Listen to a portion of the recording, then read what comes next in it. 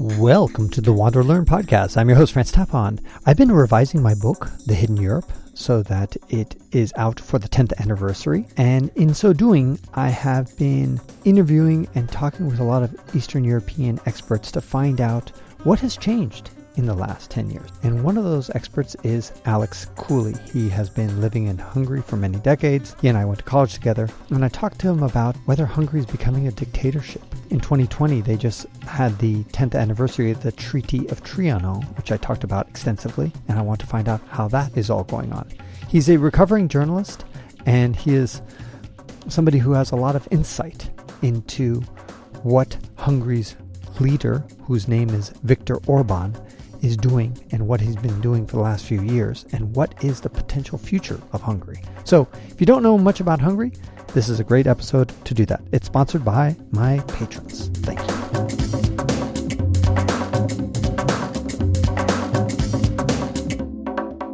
What's changed in the last decade for Hungary? I would say that if you want to understand what has been going on in Hungary in the past 10 years, you really have to go back just a bit further. You have to go back to 2006, the elections that took place that year. That was the year that the Prime Minister, whose name was Ferenc Gyurcsány, of the Hungarian Socialist Party, which is officially the successor to the old Communist Party, the legal successor, won re-election by a very narrow margin against Viktor Orbán and his party, which is known as Fidesz. Did you write about this in the earlier version of your book? Yeah, I did mention his name and that kind of stuff, but I do know that in the last, I'm not following Hungary. Obviously, I don't live there, so I don't follow it as closely as obviously you do, but I have noticed that they seem to be the bastion of quote-unquote extremism and quote-unquote fascism in Eastern Europe. They're kind of like Donald Trump on drugs, Donald Trump to the 10th power. So that's the impression of the little smatterings I've gotten, kind of like the evolution for the last 10 years. Is my characterization off base, or what do you think? Well, we'll get to that in a second. Like I say, if you in order to understand all this, you got to go back to 2006 and look at this election and what happened in the aftermath. So this Prime Minister, Ferenc Gyurcsány, he's a one-time communist youth leader who became one of the wealthiest men in the country at the time, because that's what communists do. He became the first Hungarian prime minister to win re-election since communism collapsed in that year, 2006. His popularity immediately plummeted into the toilet. The coalition, which had been in power since 2002, had been very badly mismanaging the economy. In 2006, the budget deficit came in at 9.5% of GDP, which is extremely high. I think it was the highest in Europe at the time. Right. I think normally it's between 1% to 3%. Right. Well, 3% is the cap that the European Union wants you to have. And you guys were at 9. 9.5, yeah, in 2006. Nice. The national debt had shot up 10% between 2002 and 2006. It was at like 65% of GDP. So in 2006, the first thing that this guy Gyurcsány does is introduces austerity measures under pressure from the European Union and their monetary hawks in Brussels. And people were absolutely furious. They felt like they'd been duped, and they had. The prime minister's popularity was already in the toilet because of the austerity measures. And then he, with these riots and the revelations that he and his party had been lying to the public about the economic shambles that the country was in, it basically put him beyond recovery. His position became untenable after that. Gyurcsány should have resigned. He should have been politically astute enough to realize that he was one bad break away from total disaster. And that bad break came in 2008 with the financial crisis, the global financial crisis. When the global financial crisis struck, Hungary had to take out an IMF standby loan and introducing more austerity. So adding insult to injury from the people who were already stung from the first round in 2006. There's a lot of people who kind of suggest that austerity measures never work and they always backfire and blah, blah, blah. But I'm sure that there are cases where austerity must have worked and sometimes is the right solution. But I don't know if you've actually looked into that or not. Well, in Hungary in 1995, 96. They did austerity back then too. Yeah, right. Oh, it was huge. Involved a massive devaluation of the forint, which is the currency of Hungary. Yeah. So what happened next? In October of that year, Orbán and his Fidesz party swept the municipal elections. They won every major city in the country except for Budapest and Szeged. And they won all the counties in Hungary except for one. So landslide victory. Landslide victory. And he began building his power. Partially due to these austerity measures, partially due to this recordings and other bullshit that happened. And the riots. And he, like I say, he really harnessed public anger. Orbán is one of the few politicians in Hungary who can actually deliver moving speeches that are actually memorable and get people really aroused. There are very few gifted speakers in Hungary. Hungary has very few political speeches that people remember. I mean, in America, everybody knows a few lines of the Gettysburg Address. Everybody knows a few lines of Martin Luther King's "I Have a Dream" speech. But in Hungary, yeah, exactly. But there are very few actual speeches. In Hungary, what they have is poems. The poets are the great political movers and shakers. But Orbán is one of a handful of politicians that can actually arouse people with his words. Flash forward 15 years later, is Orbán still in power? Yeah. That's what I thought. Okay, I wasn't 100% sure. So he kind of came off on this fomenting revolution, and he has been milking it ever since. Yes. How is his popularity today, Alex? It's declining a little bit due to COVID and a couple of major scandals, but we'll get to that. Okay. If I could please just sure continue explaining here. I've got the big points here. So yes, Orbán swept up in the polls. The socialists were fumbling around somewhere at 20%, which is about half their previous support. And when the 2010 election rolled around, Orbán won with a 2/3 majority in parliament, which is a critical majority because that allows you to single-handedly implement just about any reform you want. There were cases in recent American history where either a Republican president had, I think it was a Bush that had, I think for 2 years, a Republican Congress. And I think Obama might have had even a Democratic Congress. I could be wrong about Obama. But no, you're right. There were brief moments. You would think that all sorts of legislation would get passed under these one-party rules, but surprisingly little changed during those short periods of time. Is Hungary the same thing? No. Or were they able to actually get shit that they want to get done? Let's continue with the narrative here. Okay, let's go. In 2010, Orbán won every single constituency in the entire country except for 3.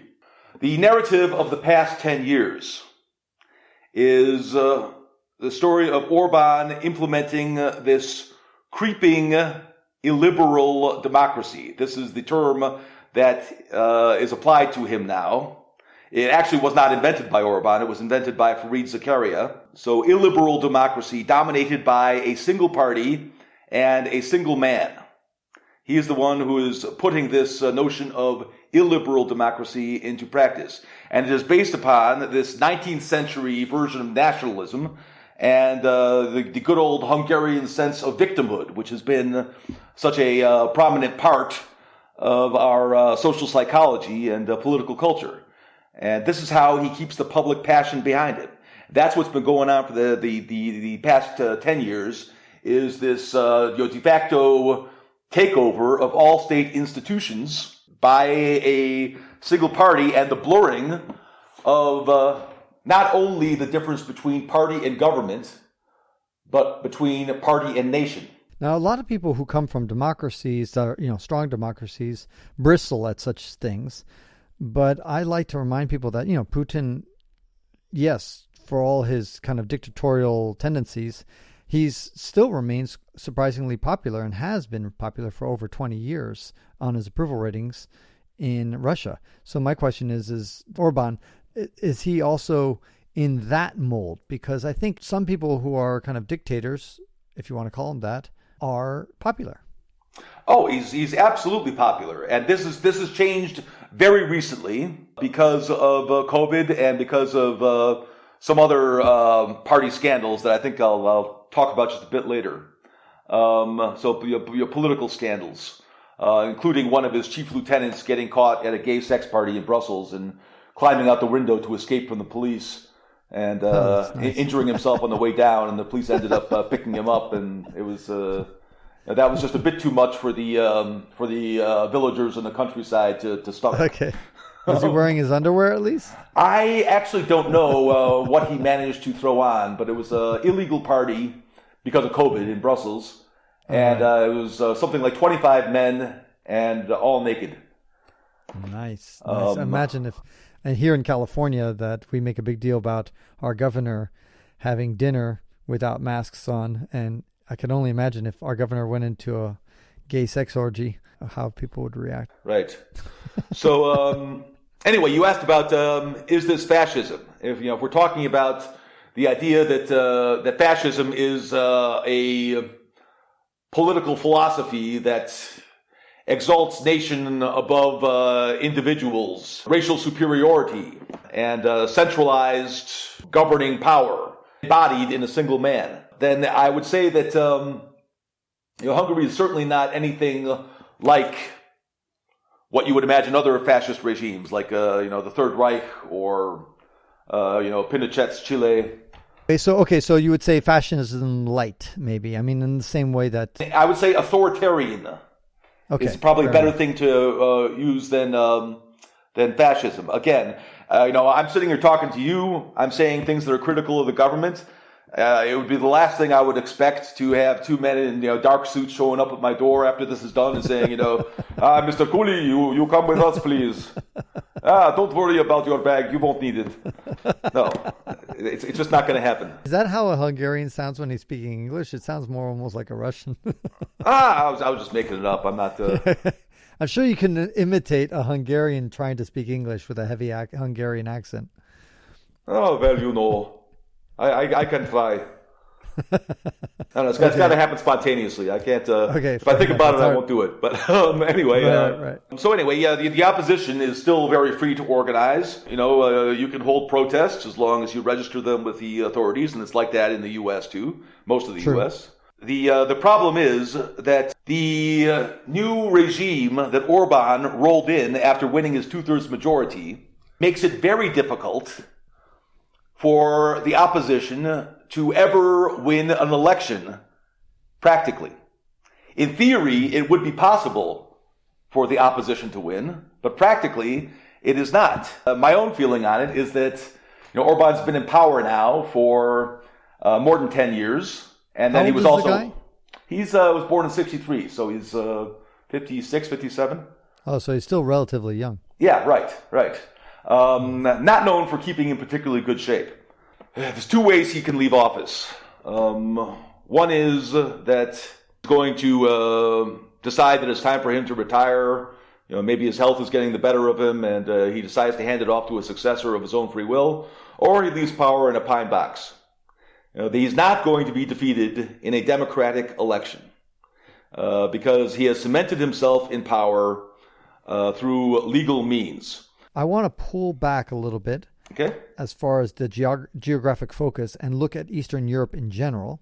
I realize it's a diverse region, but I want to get a sense, does the Orbán and Hungarian moves, is that echoing throughout Eastern Europe? I know, for example, in Turkey, you got Erdogan, or whatever that guy's name is. What's his name? Erdogan, yes. Erdogan, yeah. Who's the leader there, who's also doing similar moves. Of course, Putin has been doing this for a while, but I'm not sure if it's kind of spreading like a virus, this notion of kind of strong, what it's called, illiberal democracy? Illiberal democracy. Right. So what is your sense? They certainly found a receptive audience in Poland. Okay. Where the ruling party there, which is for better or for worse called PIS, the PIS party, spelled PIS, is very closely allied with Orban. In fact, they sort of have each other's back in the European Commission, European Council. Is the PIS party, by the way, the same? There was those twins, and one of them died in an airplane crash. Yes. Is it that party? Yes.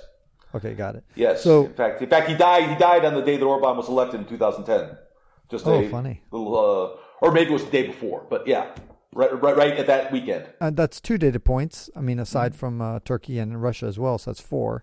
Right. Anybody else in Eastern Europe that's kind of turning that way, or would you say that in general, Eastern Europe has been relatively strong democracies? I guess Ukraine is another kind of black eye. Right. Well, Ukraine goes back and forth, and now they've elected this comedian as their president. Really? And, okay, yeah. I didn't catch that. I didn't know that. Yeah. He was a guy who that played, happened in 2020. No, it was like 1 or 2 years ago. I can't remember. Okay, got it. Okay, I didn't follow that. Yeah. I think it was last year. They elected this guy who played a president on TV and basically ran for president as a joke. Sounds like sounds like a combination of Ronald Reagan and Donald Trump. Yeah. Well, apparently Ronald Reagan was an actor. Donald Trump, I guess, was kind of an actor too in his Apprentice movie. Yeah, and not movie, but series. But this guy was actually funny, and he. There was this one sketch that they were playing right after the election where he and his sidekick were playing the piano with their dicks. And wow. And this guy becomes only president. In Eastern Europe can you pull this off. Exactly. It's so amazing. Okay, so what about Hungary's neighbors, Slovakia and Croatia? All those guys are more or less hasn't changed as much, would you say? No. I mean, no, any other standouts in the last 10 years, Alex, that you would say, wow, this country in the last 10 years really changed a lot? Maybe Bosnia, maybe somebody in the Balkans. Oh, but Bosnia Kosovo. is stuck in time warp. It's like Groundhog Day. You wake up and it's the same thing every time. It's this unworkable ethnic system that was handed down as part of the war settlement, and as a result, nothing ever changes. They just sit around and block each other, block any kind of legislation, and so it's a mess. In Serbia, we see a kind of strong man in the person of Aleksandar Vučić, who is the president, but he is trying to curry favor with the European Union. He does not have absolute power, but governs in a large grouping of parties surrounding him. So he doesn't have personal control over the governing party. He might have de facto control, but at least on paper he doesn't. So yeah, Vučić and Orbán have been very close. How about Romania? Romania is a case apart. It's basically mired in its own corruption. And as far as I can tell, it's a presidential system there. And the president his name's Johannes. He actually seems like a above-the-board kind of guy, unless there's something that I'm not aware of. How about Czechia? Czechia? Nobody actually calls it Czechia, by the way. The government and okay. So how do you say the name in Hungarian? How do you say the country name? You would say Czech Köztársaság, Czech Republic. But I think now they're trying to persuade everybody to call it Czechia. But it just sounds silly. I think they should call it, if anything, call it Czechland or something. Czechland. Okay. Czechland. Yeah. I like Czechia. Czechia just reminds me of like many other Eastern European countries that end with IA. Mm-hmm. Right. They have a populist prime minister now in the person of Andrej Babis. He is not somebody who is exercising this kind of absolute illiberal power. Accused of being too populist, perhaps a little unwilling to cooperate over issues such as settling migrants and stuff. But generally speaking, a team player with the European Union. So either we have the four horsemen of the apocalypse, which is Hungary, Poland, Turkey, and Russia. Is there any other any other countries that we should include in that kind of group that has this illiberal tendencies besides those four horsemen of the apocalypse? Not that I can think of. Therefore, my perception is not off that Hungary in many ways is once again kind of an island. It's a linguistic island for sure. It's got such an odd language, unlike any other European language. You draw parallels to one of its neighbors, which is Poland, but I still get the sense that Hungary is far more down the path of illiberal democracy than Poland is, but maybe I'm wrong. Am I wrong? No, you're not wrong. You're not wrong.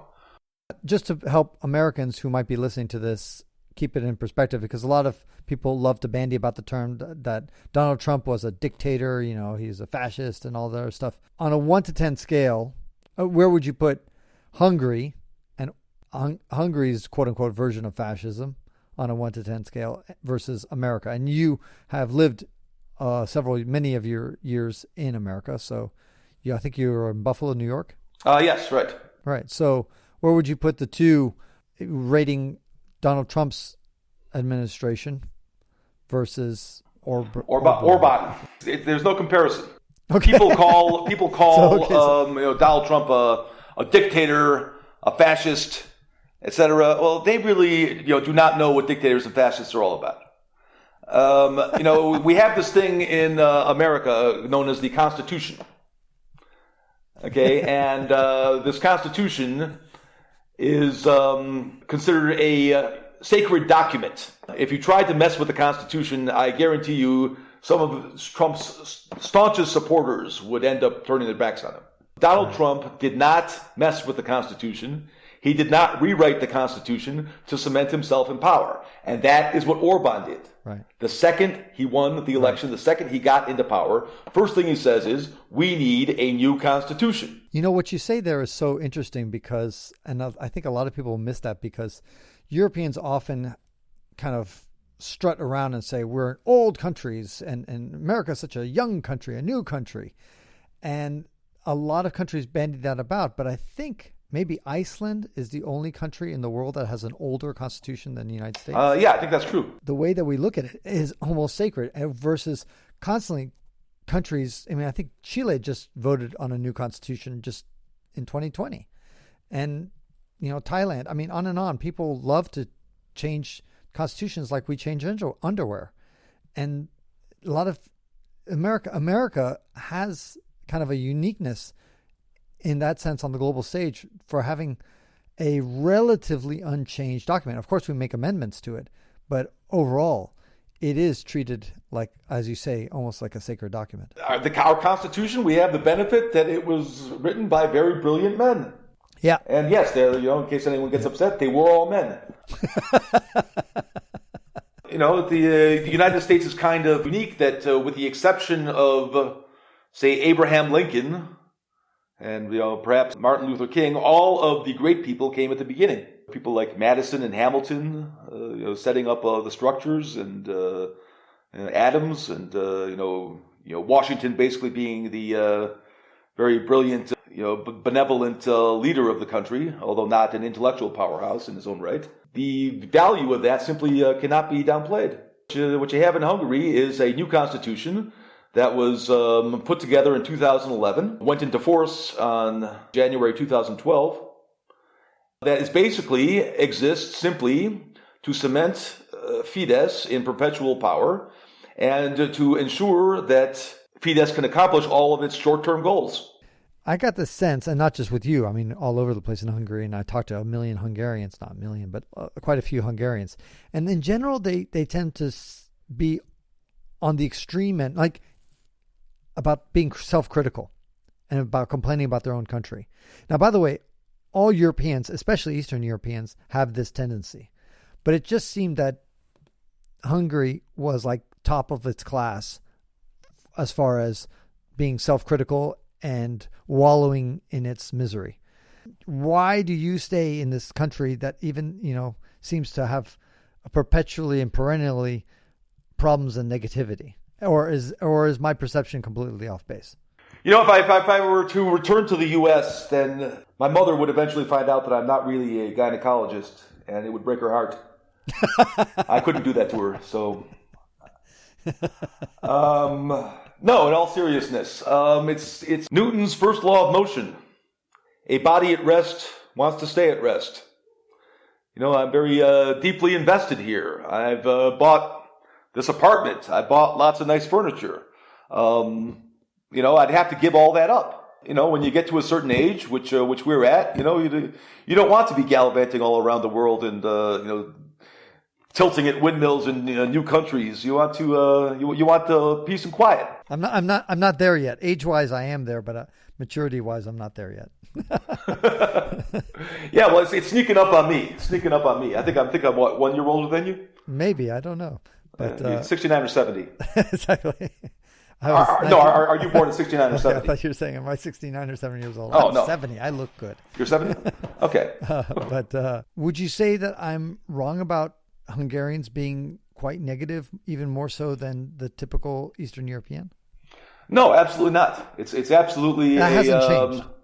A major stumbling block in the social psychology of this country. Hungary is basically trying to beat itself in its own victimhood Olympics every day. And that hasn't changed, because that's the way I kind of perceived it, and the way you also described it when I was with you. It doesn't seem like in the last 10, 15 years that much has changed on that metric. It hasn't, and Orbán really knows how to manipulate this and to capture people's imaginations, kind of poke at that deep sense, that deep-seated sense of hurt and of being historically cheated and historically shortchanged, and said, hey, you follow me and I'm going to make you great. That was his slogan back in the early 2000s. Let us dare to be great. And Hitler did that whole with the stab in the back legend and all sorts of things that we got screwed over in World War I. And he kind of fomented that as well. But yes, speaking about the ultimate pity party, what about the Treaty of Trianon? Was it like hitting the front pages all over the place? It's the 100th year anniversary. Everybody bringing out their maps of Hungary that looks like a fish? Or did it kind of was a muted celebration due to COVID? Well, keep in mind, I don't think celebration is the right word. Right. It's Mourning. Commemoration. Yeah, commemoration. And, COVID certainly did put a damper on it. But, they have this commemoration every year on June 4th. National, I guess, holiday, but you don't get a day off work. It's a day of mourning. It's just an day of observance, yes. Yeah. Yes, and they call it the Day of Solidarity. So there was a bunch of patriotic speeches by bigwigs. You'd see a bunch of signs everywhere saying anyone who is Hungarian is hurt by Trianon. When the great powers carved Hungary up after the First World War, I don't know if anybody had any conception of the immense toll that was going to take on social psychology in this country. Go to Romania. All the streets are named after these great victories and, these great military leaders. And you have, in the middle of Bucharest, you have Place of the Unification. The unification of Romania's three different parts, which includes Transylvania, which was historically part of Hungary. In Hungary, you have streets named after poets, military leaders who lost battles. So instead of the great celebratory street names you have in Romania, you have We Suck Boulevard. And it's all named. Obviously, it's an exaggeration. The point is that they did commemorate the 100th anniversary as much as they could have, but not in a outrageous way. It wasn't a ridiculous pity party, perhaps muted due to COVID. Well, people were gathering, these far righters who were actually too far right for Orbán, in fact, were collecting signatures, basically say, keep Trianon on the agenda. As in reversing Trianon. That was pretty much their aim, but they didn't come out and say it. Right, okay, fine. They just said, keep it on the agenda. Right. And I actually signed one of those petitions just because the woman was so nice to me. Okay, that's kind. That's always. It's like this ain't going anywhere anyway. Just help an old woman, collect her signatures and let her get home. Exactly, right. She was very nice to me. It looks like if they could get one piece of their Trianon lands back, it would probably be the lands in Transylvania. If they could just pick one. Oh, definitely. Nobody really cares about the land that went to Austria, the Burgenland. Right. I mean, or the one that total went afterthought. To Croatia or to Slovakia. Yeah, Croatia is mostly an afterthought. They're still kind of pissed off about Trieste and about Rijeka. Those were port cities, right. And of course, they're very important to Hungary. But it's really Romania's if a war happened, they'd be the first thing that they would go try to conquer would be the Transylvania. Right. The division of those lands was patently unfair. I've always thought, since I began studying these things, that if your goal is long-term assimilation of a minority group, then the best way to do it is leave them the hell alone. Mm-hmm. Say, hey, you want not even autonomy, but just, say, you want mother tongue education? Of course you can have mother tongue education. But that's autonomy to a certain extent. Yeah. Well, I mean, not autonomy in the sense that there's a political unit that is autonomous from the rest of the country. Right. Just leave me the fuck alone. But, you want to have your folk dancing celebration in the town square? Yeah, sure. Mm-hmm. Send me an invitation. I'd like to come. Right. That way, people aren't feeling defensive. They aren't feeling like their culture is something that they have to defend at all costs. You get mixing of, young men and young women, and the children are probably going to identify as Romanian. It is a paradox that the tighter you squeeze something, sometimes the less control you have over it, versus if you let it loose and give it a long leash, it eventually comes to you anyway. Right. Yeah, so, right. Let me ask you this. As far as the euro, we're moving back even further from Hungary, Eastern Europe, and even further. A lot of people predicted the demise of the euro or even the European Union itself at one point. What is your take on its status and future of those two things, the euro and the EU? Obviously, the euro has proven problematic with the debt crisis that the Greeks touched off. And Hungary is not part of the euro because it has the forint. Yes. In fact, this is one of the things that Orbán did to cement his power. He made it part of the constitution that the forint is the official currency of Hungary, which means that if anybody ever wants to adopt the euro in Hungary, they're going to need a constitutional amendment, right? Which means that practically Orbán is going to have control over whether or not the euro gets introduced here. And I imagine that the enthusiasm to have it is far less than it ever was. Yeah, I'd say so. It's kind of a scary thing when you don't have control over your own monetary policy. Right. There was a time, though, that it really looked like a lot of people were talking about that the euro may just go kaput at some point. And I think it's got too many benefits. Okay. So just the very fact of not having to pay currency exchange fees when you're doing business in different parts of the European Union. That's the benefits of it are manifold, but there's also a lot of pitfalls. If we have another situation that broke out with the debt crisis about 10 years ago, then it is quite possible that people would end up dropping out of the euro. And I don't think that is. I'm not sure what the legal status of that would be, how you would do that, but there would certainly be a lot of pressure.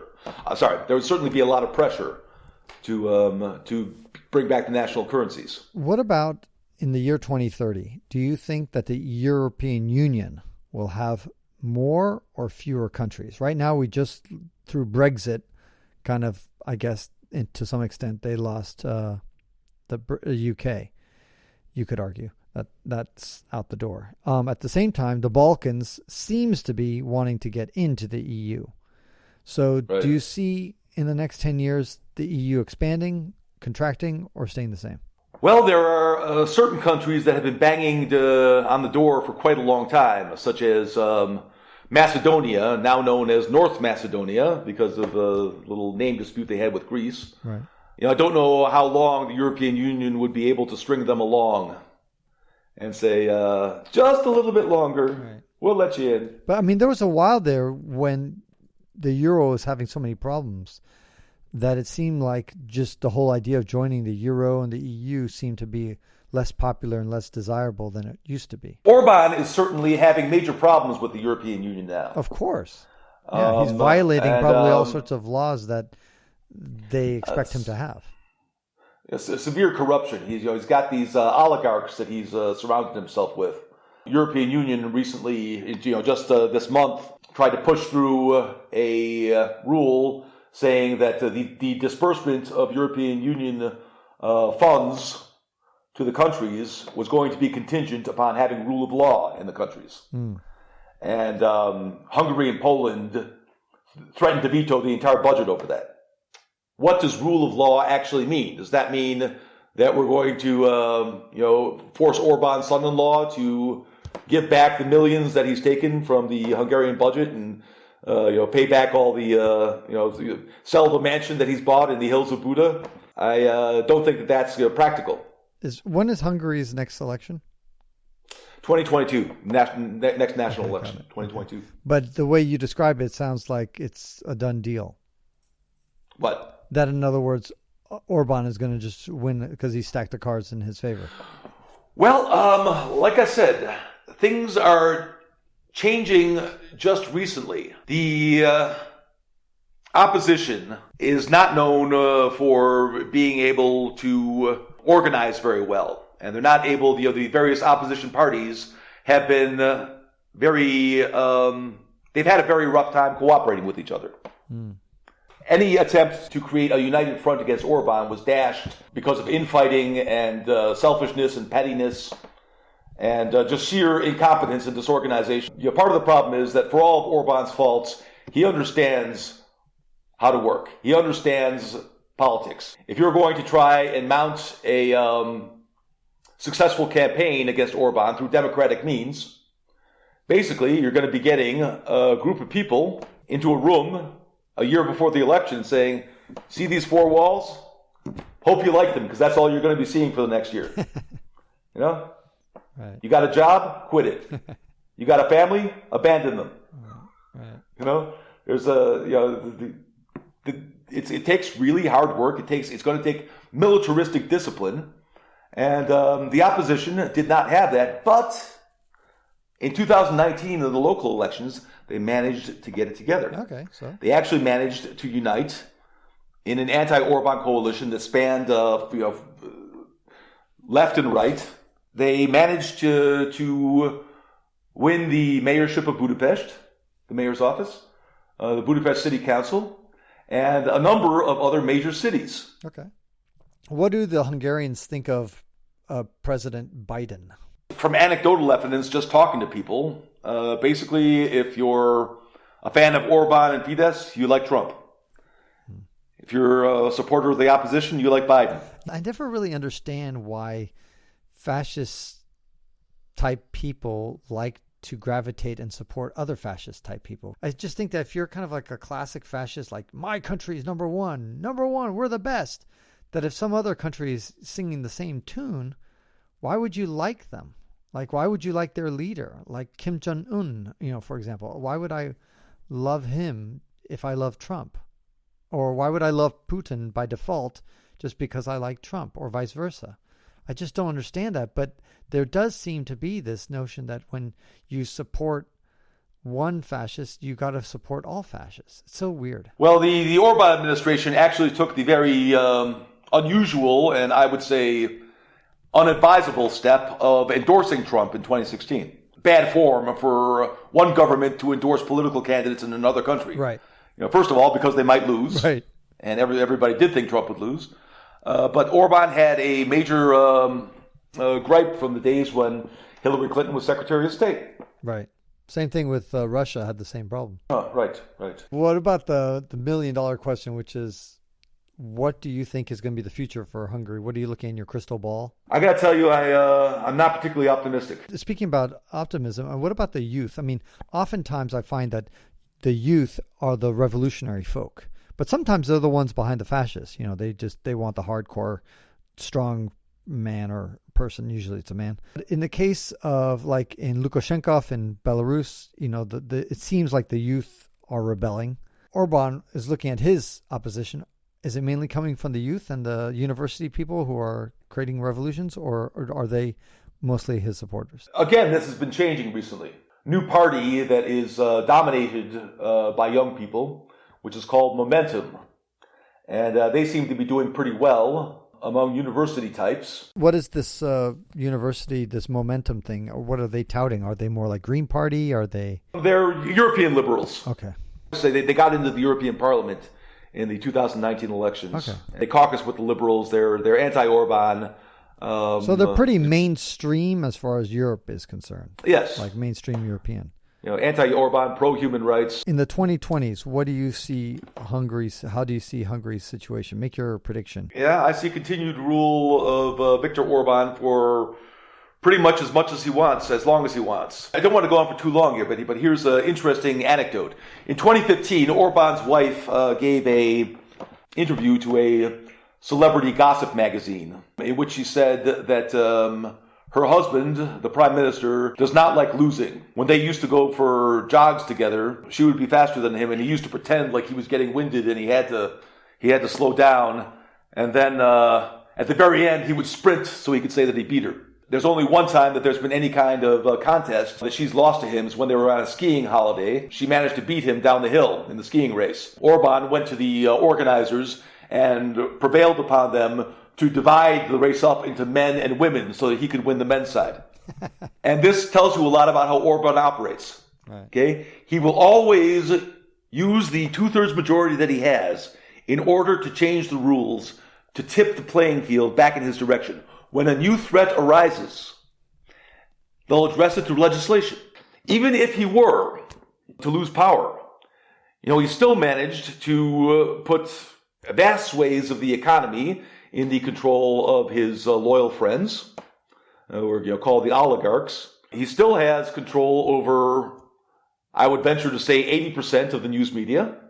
This is party control, not government control. Party control. He still has his close buddies heading up all the supposedly independent state institutions. So if an opposition government were to come to power, it would have to look like the storming of the Bastille. You would have to get rid of everything that Orbán has built up over the past 10 years because you can't be the captain of a boat where you've got the strongest rowers rowing in the opposite direction that you're rowing in. What I do think will happen is that he'll probably be forced to fall below the 2/3 level sooner or later. But again, when he sees it coming, he's always got new legalistic tricks up his sleeve.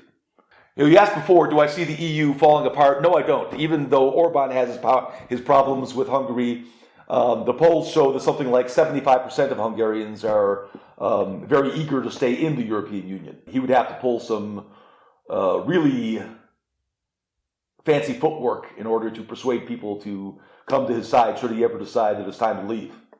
But he could do that with a 2/3 majority in Parliament. And that concludes this episode of the WanderLearn podcast, where we explore travel, technology, and transformation. If you'd like to see the show notes with links to what we talked about, or if you'd like to comment on the show, or if you'd like to ask me a question, then go to WanderLearn.com and click on this episode. If you'd like to connect with me, just remember ftapon. That's my first initial and my last name. ftapon is the username I use on all social media. You can also get to my website by going to ftapon.com. And here's one last reason to remember ftapon. If you like what I do and would like to get rewarded for supporting my projects, then go to patreon.com/ftapon. That's where you can pick up some remarkable rewards for as little as $2 a month. And now for 5 quick favors. Number 1, subscribe to the WanderLearn podcast. 2, download it. 3, share it. 4, review it somewhere. And 5, sign up for my newsletter at WanderLearn.com. Our theme music was composed by Eric Stratman. This is Francis Tapon, encouraging you to wander and learn.